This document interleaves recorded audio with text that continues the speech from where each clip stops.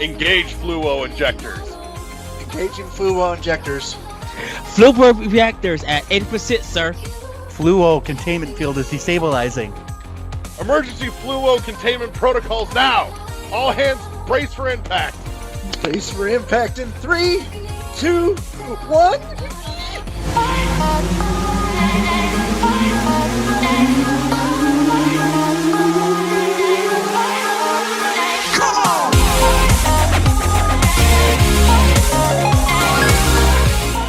Holy balls, we're back with another episode of World 1-1 Podcast. Choose your fighter! I am, as always, your host, Larry the Bearded Wonder. Joining me this week are my good friends, Michael Grumpy Pants. Yep. Mm-hmm. And Josh Shipping Delay LeGroux. Yep, that's me. Where's my stuff, LeGroux? He doesn't have your shit. I'm the one waiting on your shit. I know. I just get the blame for it. It's like normal. Michael apparently just forgot where he ordered his games from. Par for the course. So, as always, before we sink into all the fun shit, you can find us on Podbean, Spotify, Google Podcasts, Apple Podcasts. I keep wanting to say iTunes, but iTunes is dead, so fuck iTunes. YouTube, and there's a delightful Twitch channel, which we might actually be on doing some stuff later tonight, as a matter of fact. Okay. But that's neither here nor there. But in any case, so let's jump into, because we were pre-roll talking some stuff and cut it short so we could save it specifically for Oh my gosh! Video games. Michael. You've played stuff. Tell me. I want to know. As I was saying earlier, I finished Immortals: Phoenix Rising. Basically, like, with a few minor exceptions, I pretty much 100%ed it. And this game did everything right. Like, the simple fact that you create your character from the very start, and the entire story is told from the perspective of Prometheus telling Zeus a story. And it's, as I said, it's just everything is done right. Like, it's specifically done to where when you create your character, the gender doesn't matter. Like, no matter what, your character's name is Phoenix. It's just how it is.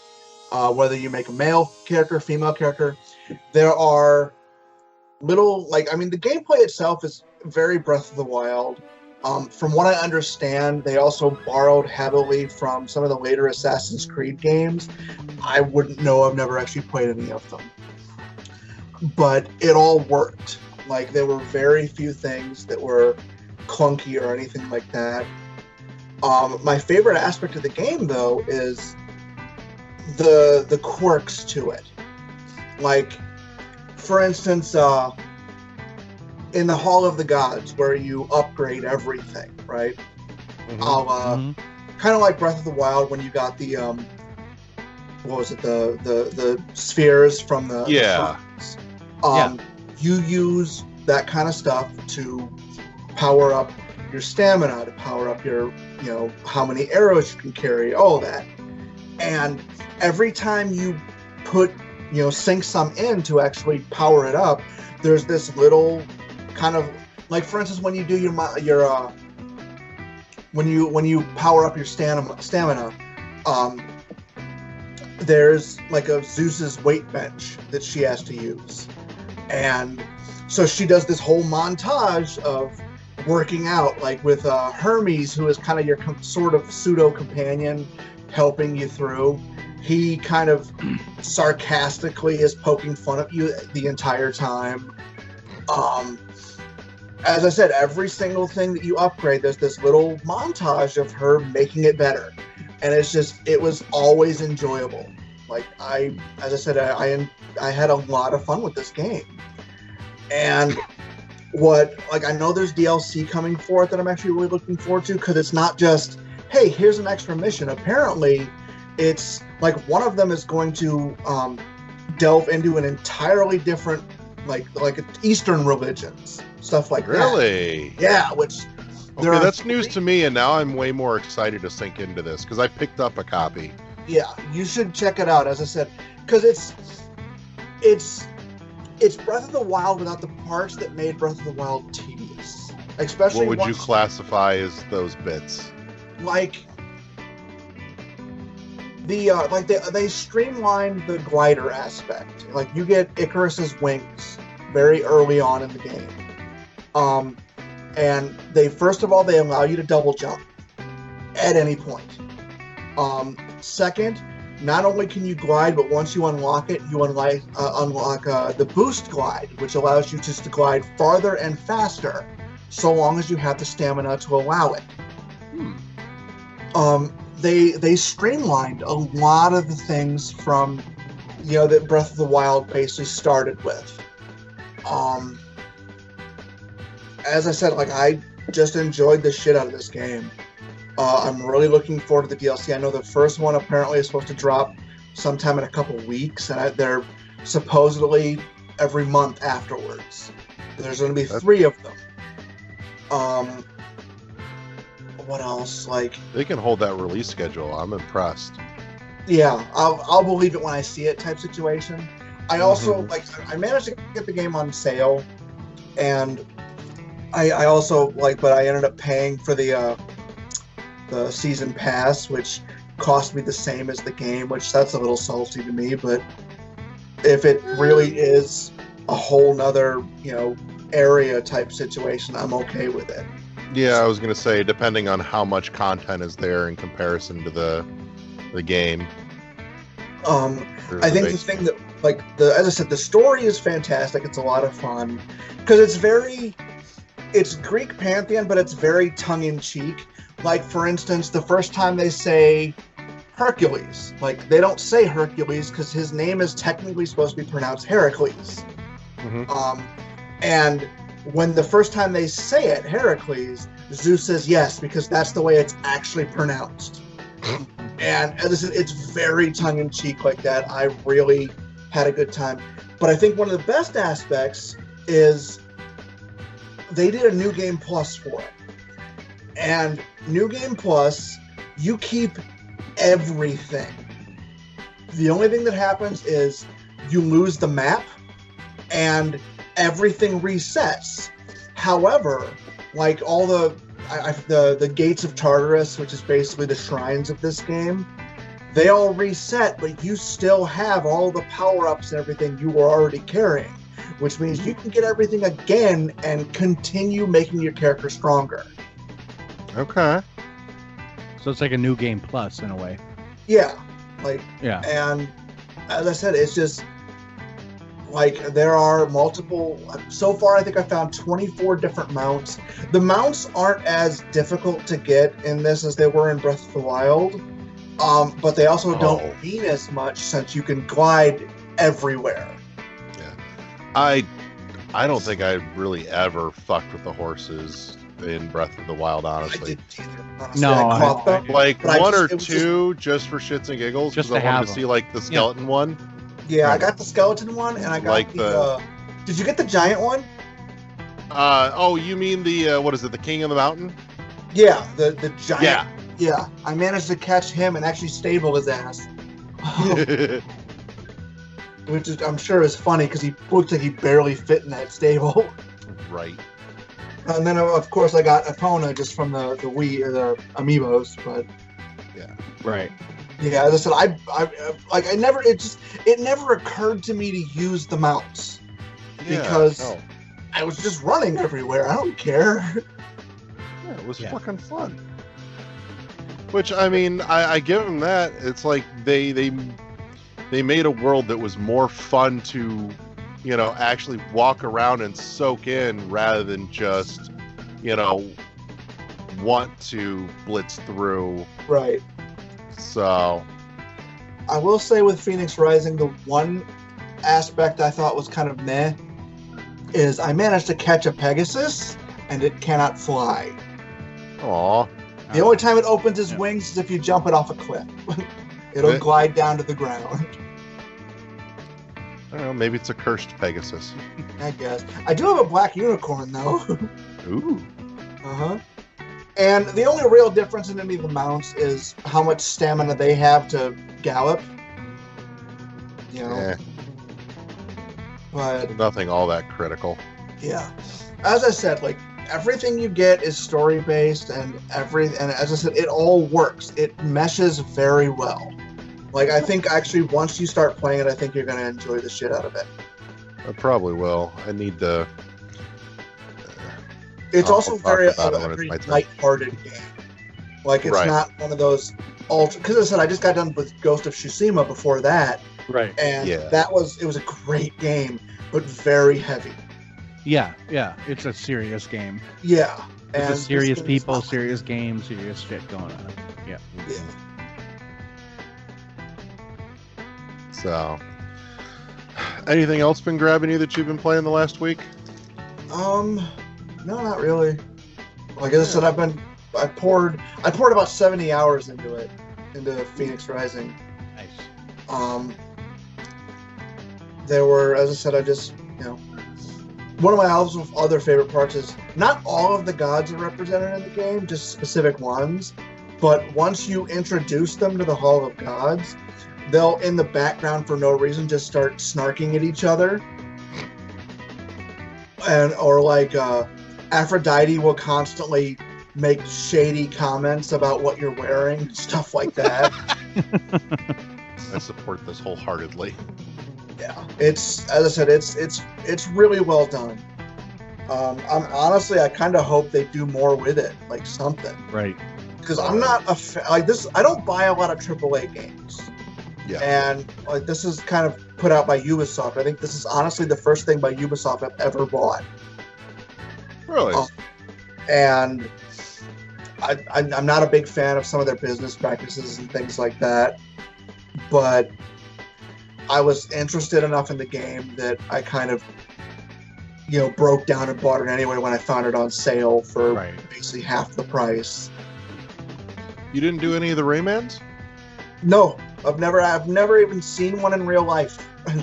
Really? Yeah. Oh, should fix that. If nothing else, you need to. There's a demo for Rayman Legends on the Switch. Go play Those the are demo. Mario because- style, aren't they? Yeah, they're side-scroll platformers. Yeah. They're a lot of fun. They're buttery smooth. They're really good. But the demo actually has one of my favorite parts of Rayman Legends. It has a stage called Castle Rock. And it's kind of an oddball stage because it's one of the only ones that's set to music to where your run and jump and attack are all timed out with the music playing in the background. And it's their weird, like, Rayman-ish cover of Black Betty. Okay. It's awesome. All right, I may have to check that out. Go play the demo just for that. Yeah. And my gut says you'll probably like the feel of it because it has a really solid, like, just fluid movement feel to it that's very, very gratifying. I couldn't tell you the last time I played a 2D platformer like that, though. It's got a lot of even personality, the too. Mega Man Zero games, which is probably the closest that I've played in years. Mhm. Those were almost more Metroidvania. Yeah. Well, 'Cause those might almost be befitting of what we're talking about in the third half. Yeah. So All right. I say, I know you know those better than I do. Those are kind of on the fringe of what I tend to lean into. Like, I've done some of it, but I know that's way more your cup of tea than mine. So, Yeah. but LeGrew, the fuck have you been playing? Mainly, I've been playing Assassin's Creed Valhalla. Okay. I haven't really gotten too much into it, but that's what I've been playing. I like it. Yeah. It's good. It's the least Assassin's Creed game I've played, so It's the what? it's the least Assassin's Creed game I played. So it's it doesn't have much to do with like the overarching story of the Animus and all that. Mm-hmm. It's just a game. It's just an open world RPG, kind of Breath of the Wild-ish. I like it. Does that qualify it as a pro or a con then? Like you I like it. that it gets away from the rest of the story of the series. Yeah, because I honestly haven't played too many Assassin's Creed games. I have tapped out from a lot of them, just because of the overarching story and just kind of mechanics and how much time I got to dig into them. This one, I like it because the first 15 or 20 minutes really grabbed me. Okay. And then I was like, okay, I can do this. And so when I started playing it, I'm like 2-3 hours in right now. I'm just scratching the surface of it. There's a lot to do. It's a really fun game to play. It's really open world. It takes some of the best parts of like the Assassin's Creed, like Black Flag, for example, with the so far with the boat and everything. You can do some of the boating stuff. There's not too much of like combat yet. I don't know if there's any combat from the boat, for example, but it's fun. I'm having a good time. Now, you mentioned something that makes me stop and kind of give pause for a minute. You said it managed to actually like solidly grab you in the first 20 minutes. It did. Am I the only person at this point that thinks that that's a problem? Just in large part these days is that most games don't see, especially big AAA titles, don't seem to know how to fucking get their shit started in the first, hour max. It's like, if I have to play for more than an hour to get to the hook, to be interested, to get to the good stuff, you're doing your shit wrong. I totally agree with that, and it really bothers me when somebody says, "Oh, play 15 or 20 hours, then it gets good." I'm like, no, I am not going to sink that much time of my life in there. I have the same problem with Game of Thrones. It's like, no, it gets good when you get like, half a season. I'm like, no. I don't For me, Game of Thrones it hooked me the first episode, but that was just me. So I got a little farther the last time I tried to watch it on somebody's suggestion again, but I still couldn't. I couldn't get hooked. Right. So my brain was like, no, I still don't care. But like, I remember having this thought years ago with Jade Empire on the original Xbox. Yeah. And I almost put Jade Empire down.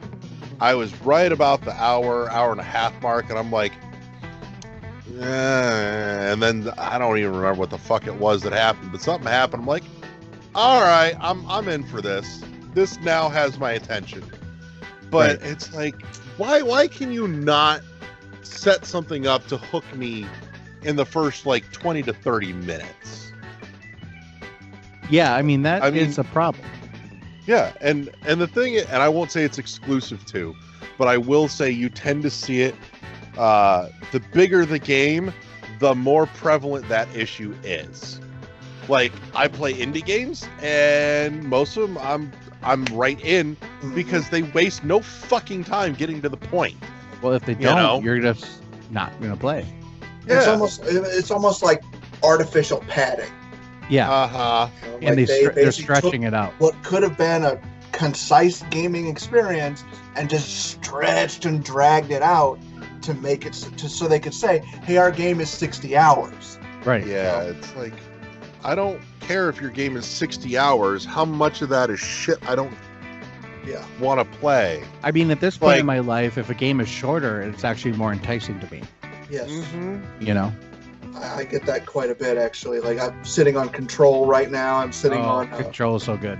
Nier Automata. Like, these kind of games that I know I want to check out, but like, do I want to sink that kind of time into it? So, I'll just say one thing about Control. I think honestly, it's a solid 30 hours.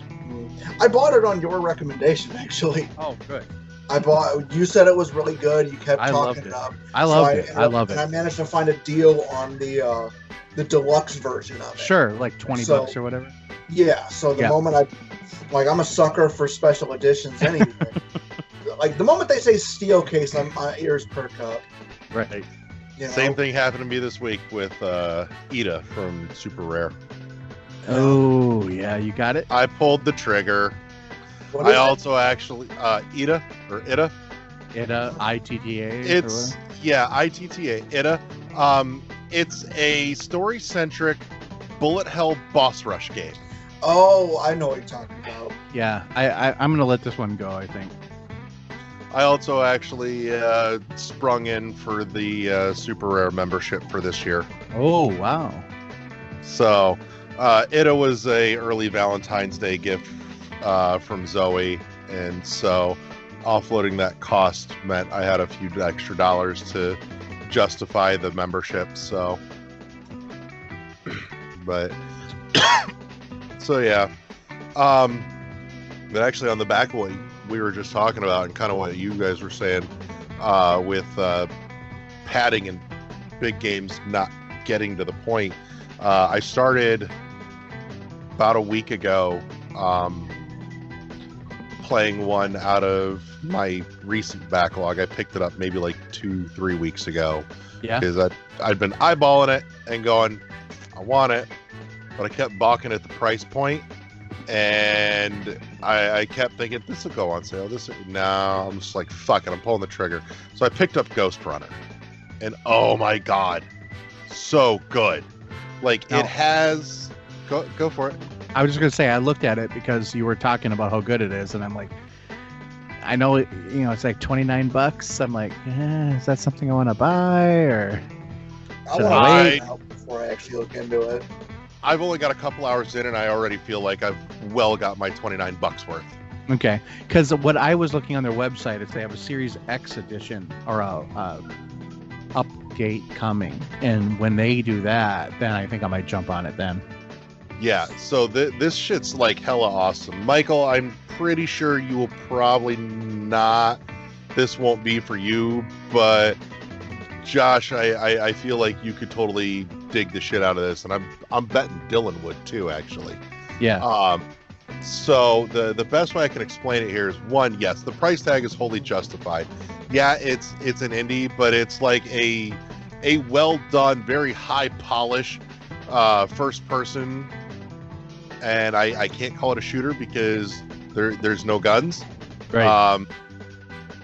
I want to say the best way I can explain it is it's got elements and like bits of feel of Mirror's Edge and Katana Zero and almost Super Hot.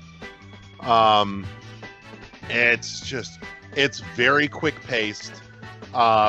I like the fact that it's a lot easier. It feels better designed in terms of organically showing you where to go than Mirror's Edge was. Sure. Because that was, as much as I love Mirror's Edge and I love the art direction and the style in Mirror's Edge, it caused that to be a struggle bus issue for that game. That I don't get the feel of that here. This is very much, welcome to the scene, ready, set, run, kill shit.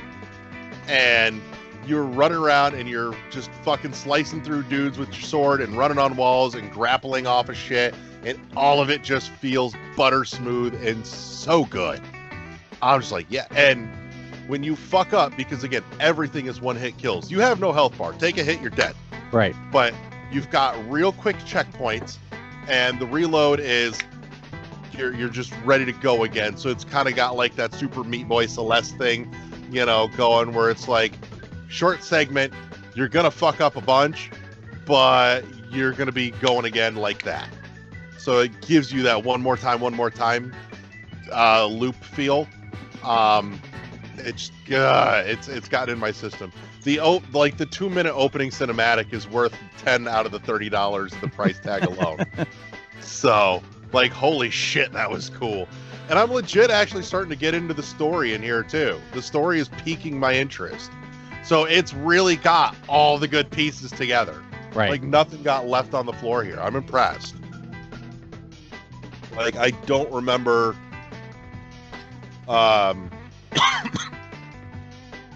I don't remember the last time I got this very excited about something indie in my rotation at this point. I mean, there's some that I really enjoy and I get up there, but this is getting its claws into me in all the best ways, and it makes me very happy. because I'll be at work and I'll be thinking about like where I left off the night before and where I was stuck. I'm like, I'll spend 8 hours of my day at work thinking, okay, I'm going to try this again tonight, but I'm going to try this, this, and this instead because I think that's where I fucked up. Right. So, so that's gotten a good hunk of playtime for me. I've been back to repiddling around with Dead Cells, which is, you know, I'd say it's Dead Cells, but again, there's, you know, newish content in there, and there's more coming, which has me still excited. I mean, they're on like update 20 something at this point. It's pretty amazing, yeah. Mm-hmm. Well, and hell, one of the last couple of updates actually included new biomes again, and it wasn't one of the paid updates. One of the free updates has new biomes and pathways. Like there's one called the Distillery where there's like giant explosive barrels that go flying down and around and shit, including a new weapon you can get, which is literally a barrel launcher where it's just a big fucking shoulder-mounted cannon, and it launches explosive like oak casks that bounce all over the place. It's Nice. kind of great. Yeah, think like bouncy grenades, Yeah. but bigger. So you know everything about that is great. I started pissing around with a game called Mindseas. It's been in my Twitter feed for quite a while, and I keep seeing it while I'm at work going, I'm going to download that. And then I get home and I forget. And I finally fucking remembered. So far, it feels stock Metroidvania-ish. It feels very akin to the Mummy Demastered. That's What's probably the this closest on? compare. I've got it on my Switch, but I think it's on everything. What was it called? Mindseas. So, I would give it a peek. Definitely, Michael, it's going to be up your alley. Like I said, it has a look and a feel very akin to Mummy Demastered, which Mummy Demastered was excellent. I'm just kind of curious to see if it pulls together into a full Metroidvania or if it just kind of hits the almost mark, which, again, feels fitting for what we're getting into. Beyond that, my bedtime routine the last couple nights has actually been Chime Sharp. Has kind of been striking a chord with me, so to speak.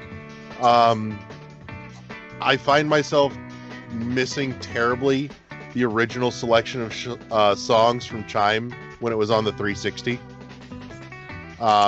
There's more songs in it, but those original songs are not there.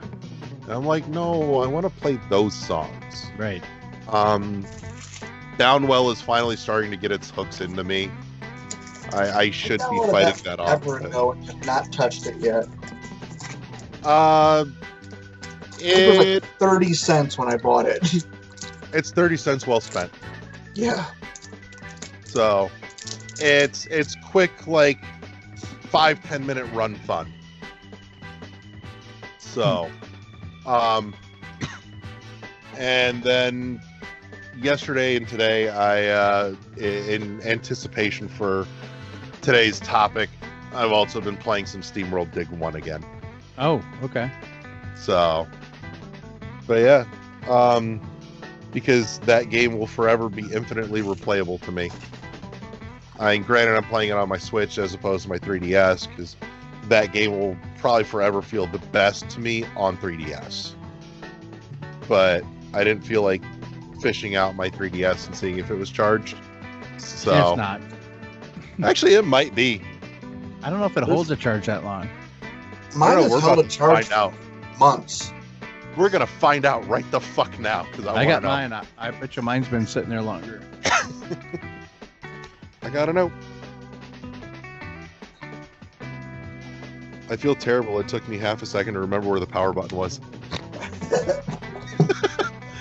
God, I've just lost all respect for myself from that fact. I'm shocked that you had any to begin with. Mine actually looks to have about a full charge on it. Nice. Nice. Bear in mind, I Yeah. have not touched my 3DS since Samus Returns. Actually, I'm thinking I might play some of that later tonight. I So, have 3 bars. yeah, I do too. Yeah, I as I said, I have not touched mine since Samus Returns.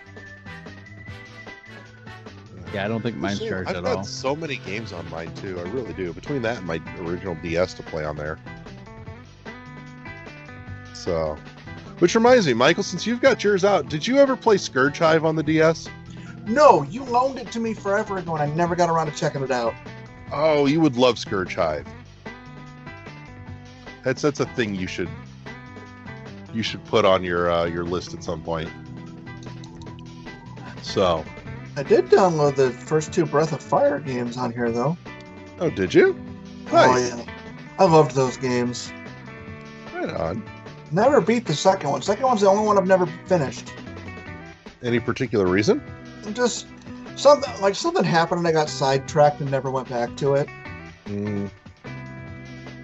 Okay. But yeah, I think that covers what I've been playing. Downwell is definitely starting to get its hooks into me. Like, it's one of those that it's like, I have 5 minutes. I want to play something. Downwell is turning into that game. So, Since sure. you went back to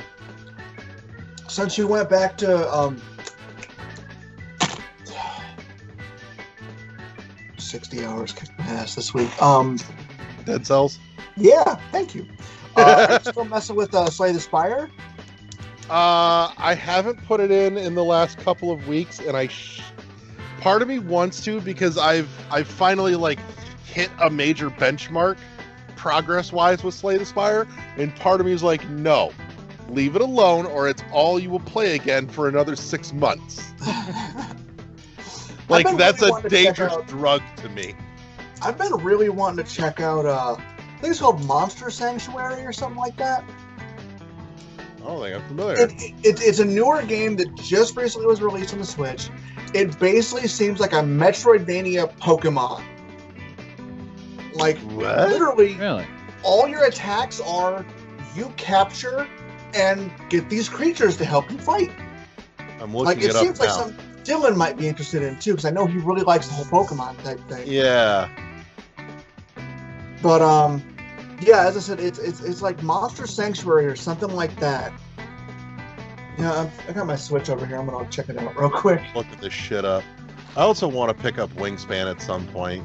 I've heard really good things about the board game. Yeah, there it is, Monster Sanctuary. Yeah, Okay, $20. Oh, I'm not crazy. It looked, as I said, it from the sound of things, it's a really good game. I keep hearing a lot of good reviews for it. And I originally wasn't really interested because of the whole Pokemon aspect of it. The collection, the collect 'em all type thing. But I keep hearing I keep hearing that it's actually a really well done game, so I may check it out anyway. Monster taming meets Metroidvania. Collect, train, and battle monsters in a lovely side view pixel world. Mm-hmm. Okay. This was not on my radar. I'm feeling upset that I was not aware of this, but I'm glad that I have you to tell me. How much is it going for right now? 20. Yeah, I could probably swing that. It's got It looks pretty. It's got pretty high reviews, user reviews. What's it called? So I've got, like, now that I'm done with Phoenix Rising until the DLC comes out, I got nothing else going on right now, so I may download that when we're done. Huh. Interesting.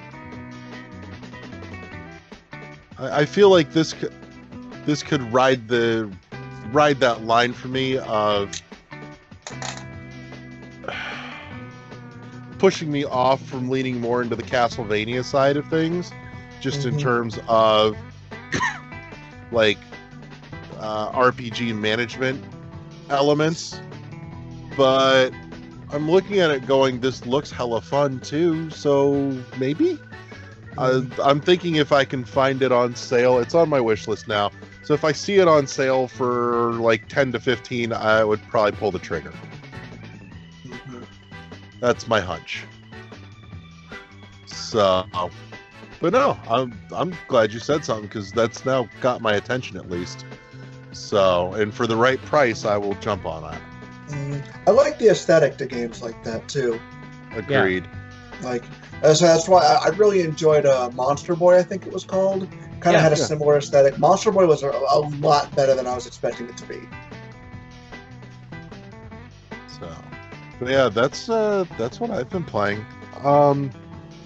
So unless anybody's got anything else, we could probably hit the pause button for a minute, freshen our beverage, and come back for the third half of the show where we're going to be talking about a new term that you can add to your gaming lexicon.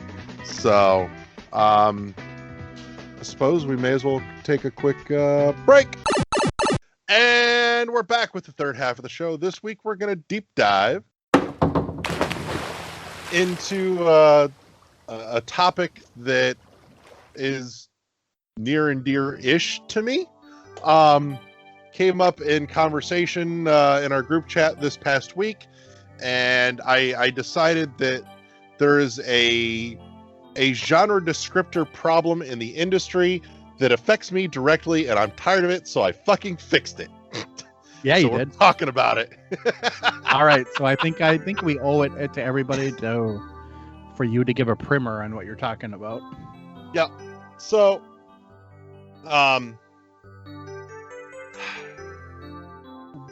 much like the roguelike genre has a subgenre, which is roguelite, I feel that... I would just like to casually mention I did not know there were roguelikes and roguelites until now. No, yeah. So I'll give you a breakdown on that too real quick, just so that you have a point of reference.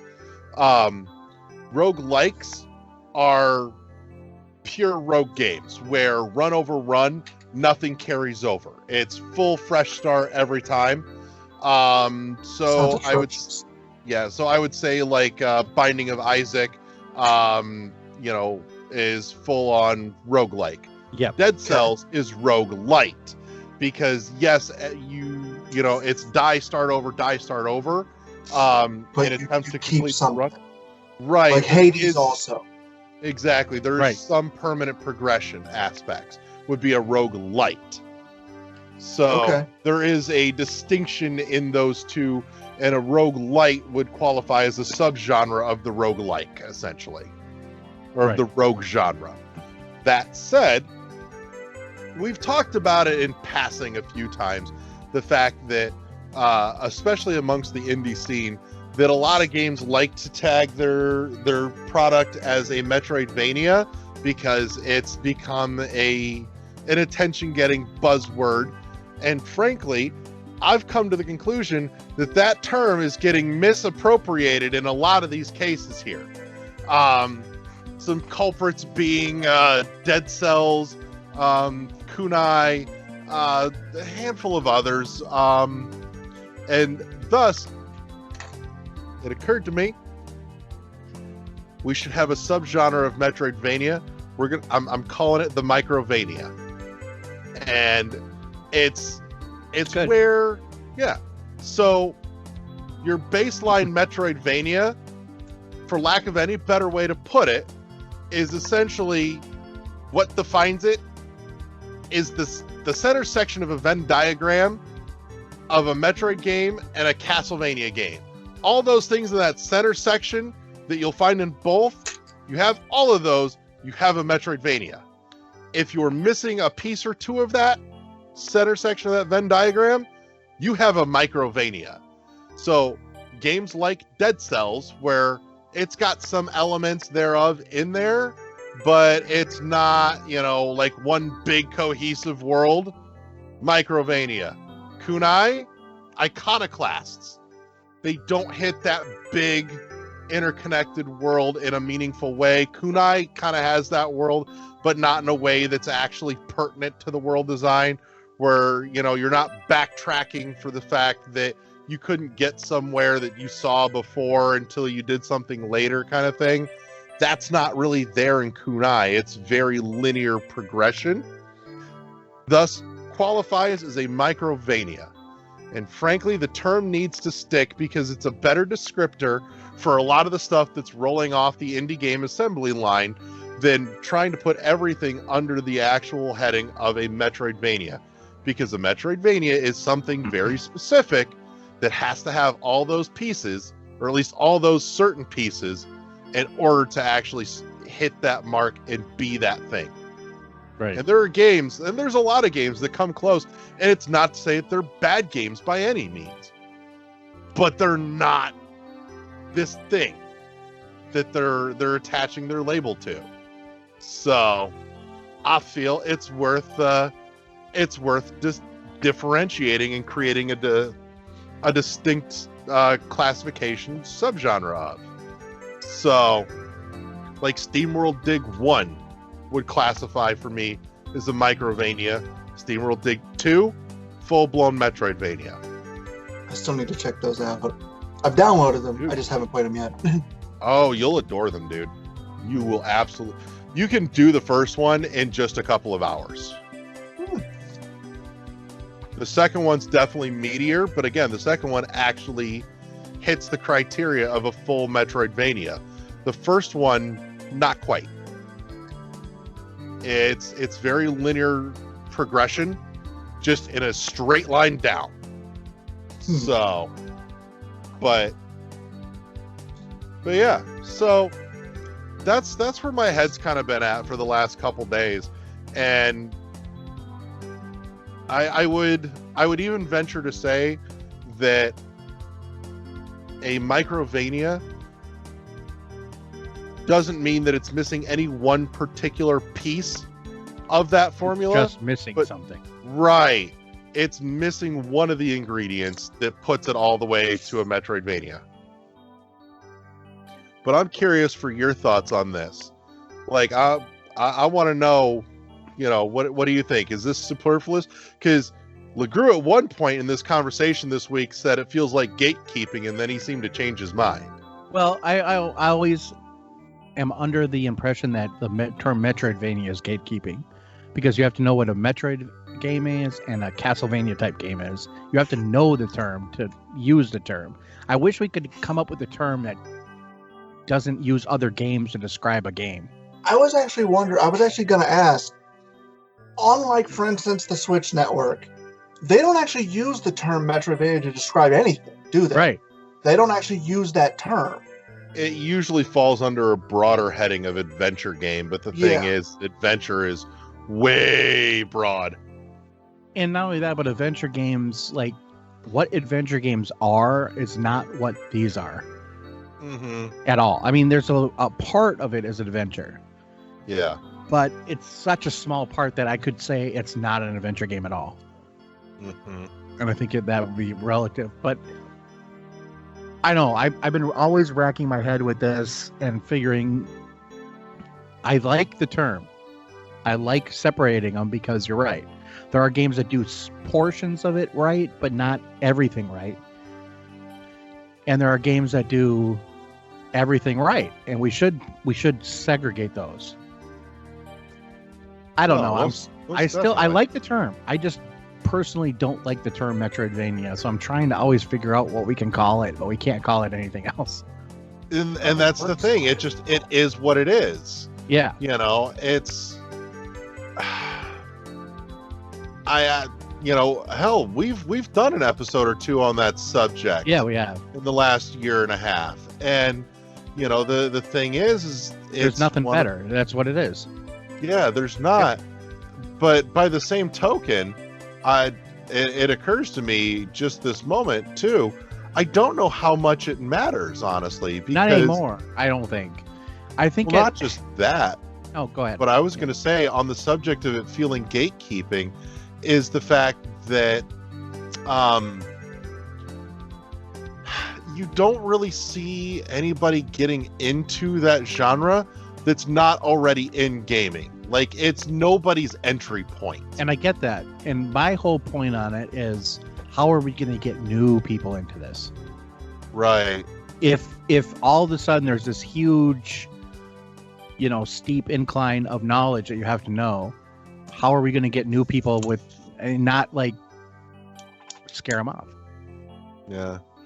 I don't think anything about it scares anybody off. It's just the fact that it's a very precise term.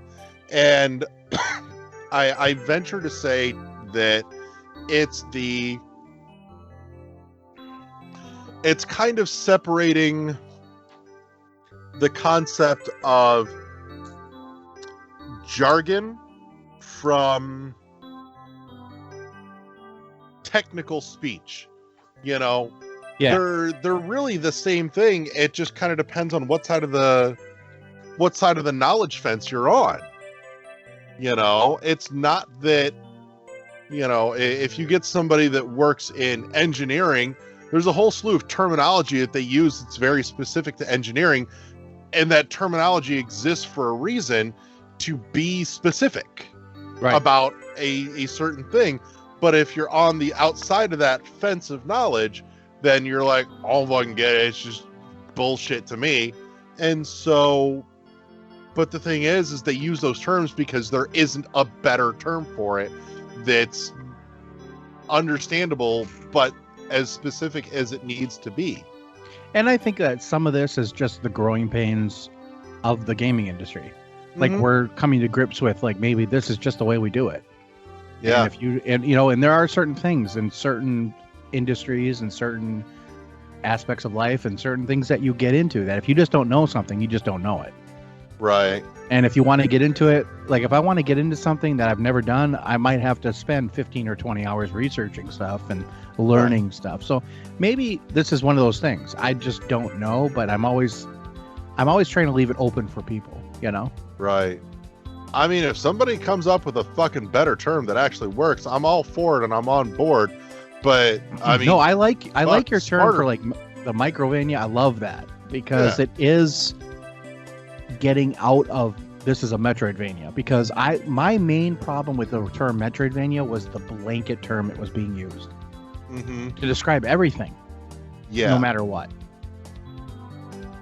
Dust and Elysian Tale is another one that would fall into that category too, now that I'm thinking of it. Definitely. So, what? Definitely. So, and like I said, I suspect now that you're sitting there and you're going, yeah, that, you know exactly what I'm talking about when I say this too. Right. So, but, you know, it's one of those things that I think it matters and it makes a difference. Because if you sell me something with, you know, with the bullet point that it's a Metroidvania and I don't get a Metroidvania, it's not that you made a bad game, but there's a good chance I'm going to knock you points for not Because being it what you wasn't told what I me you were wanted. going to be. And And what then if you think it is that Mhm. and it's not, yeah, then what are you really looking for in a game? right. So, but yeah, I don't know. It felt like a gap in the lexicon that needed to be corrected. And granted, if you go back maybe 10 or 15 years, I wouldn't have said it was a necessary thing, but the direction the industry has moved has essentially created, at least for my money, necessity here. And I haven't seen anybody really fix it or address it until now. So I feel like I've done the gaming world a service. You're all welcome. So, When you but hear that term, make sure you get credit. That's all. right. Yeah, where's that wiki page? I know it's on its way. So, but no, I mean, it just, for me, it felt pertinent. So, and frankly, I would genuinely like to see it catch, because it helps fix it. Because there's plenty of stuff that, you know, again, is in that category or in that subgenre that I'll happily get into, because not every time do I want to work out a whole world map. But, you know, in which case, you know, stuff like Iconoclast and Dead Cells and Dust and all of those are great. There's a right place for those, but Right.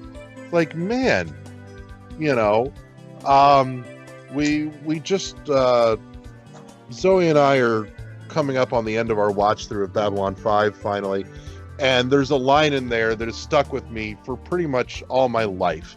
It says, if you can't say what you mean, then you can't mean what you say. The devil is in the details. And I think that this is a place where that applies just gratuitously. Sure. So, but I'd like to see there be, I suppose at this point it's technically a sub-genre, but I'd like to see the label come into commonplace usage where it should, because, you know, and that's the thing. I think a Microvania, you know, labeling stuff correctly under the Microvania heading could be a better, could open up as a better gateway into people going, well, I like this. Yeah. I kind of wish it had more of this thing. What's the next step beyond this?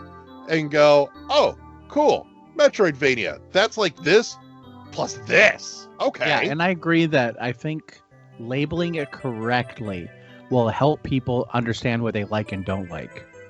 Exactly. And it would actually elevate, I think, a lot of the other games that maybe you might not want to try. Right. But if you like, oh, this is just has this aspect and this aspect, and I like that, let's add this one. I think it's valuable. Oh, I say, I'm glad it's not just me here. Oh, Zeo Drifter. That's another one. 100%. Oh. That's another one. Yeah, one I have not played yet. Really? Yeah.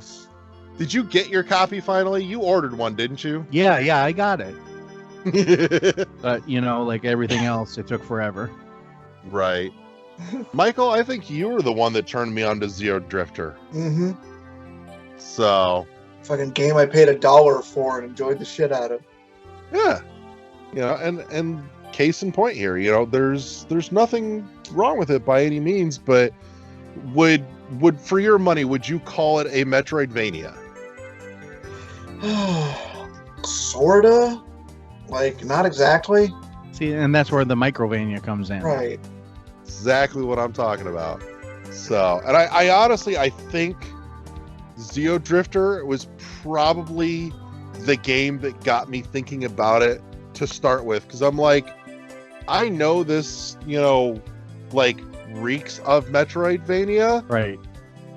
but it's missing pieces of the recipe here, and I can't bring myself to call it a Metroidvania.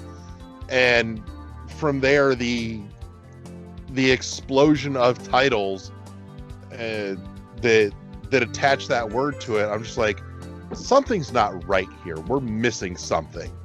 Right. So That, what was it, Tahoe Nights, the Luna Nights game that I played recently, that is kind of along those lines too.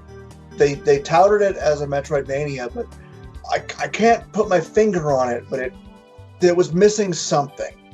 Like, I don't know. Icy was kind of along those lines too. okay, You know, Icy was good. I really enjoyed it, but right, there wasn't a lot to it. yeah. And honestly, part of me thinks, at least for me, and again, I have to stop and remind myself that I am more often than not the exception to the rule, as opposed to the rule here.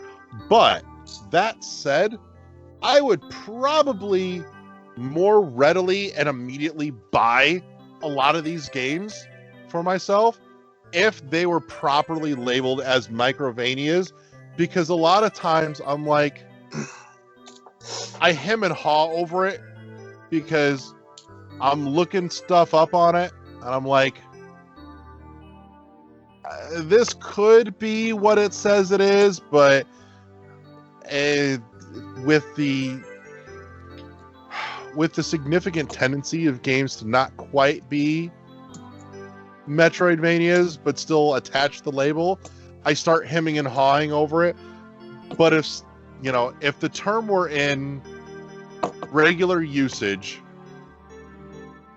industry-wide and was used honestly, I Yeah. would probably hesitate a whole lot less because I would look at it and go, "Oh, Microvania, cool." You know, I And know think that's what I'm getting I think into, what and you're dealing and you're getting with here is the honesty of the type of the term. So Yeah. if you go and you buy a soda, you know what that is. Yeah. You know, it's a soda. But if I was buying soda and all of a sudden I'm getting sparkling water all the time, I'd be like, all right, I'm going to wait for a while. Yeah, kind of. Yeah. But again, part of the problem comes from the fact that, at least insofar as I know, and to my knowledge, there was not an accurate term for this issue until it came out of my mouth this week. So, Yeah. I mean, I'm going to give you credit, Larry, because I think you're there. I solved the problem. Yay. I did a damn good job of it, too.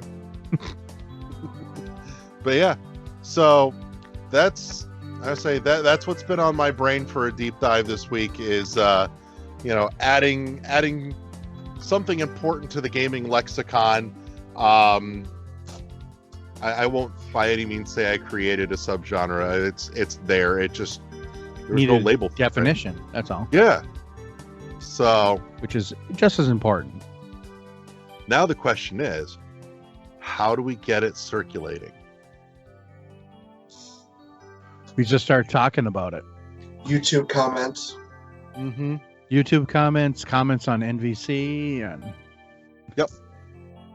So that's it. That's your mission, everybody. When you hear this, start putting it into circulation. So we've listed here games that solidly fit into that subgenre of Microvania. They need to start being labeled and sorted and filed correctly.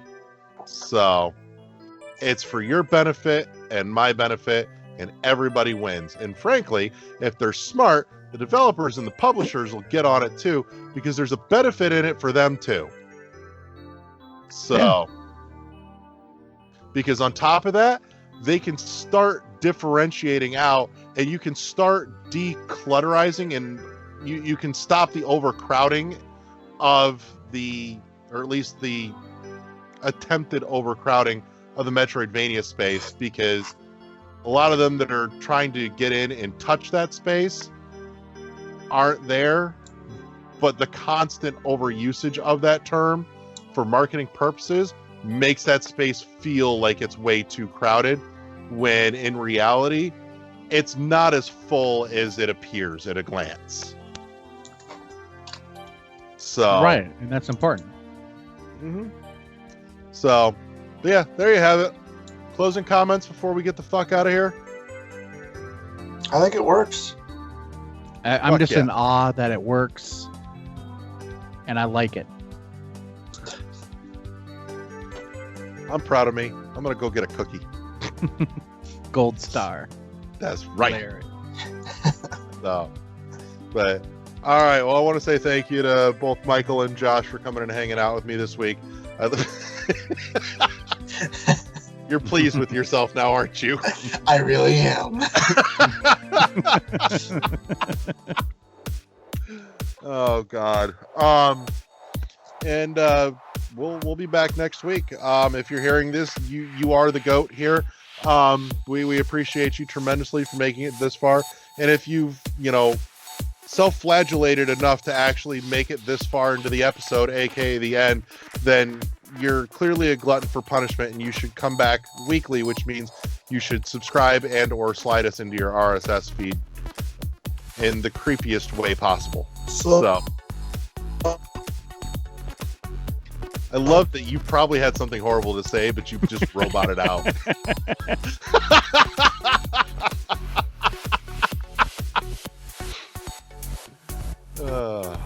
But yeah, I think we're gonna call it a wrap. So everybody say goodnight, Gracie. Good night. All right, we'll see you next time. Peace.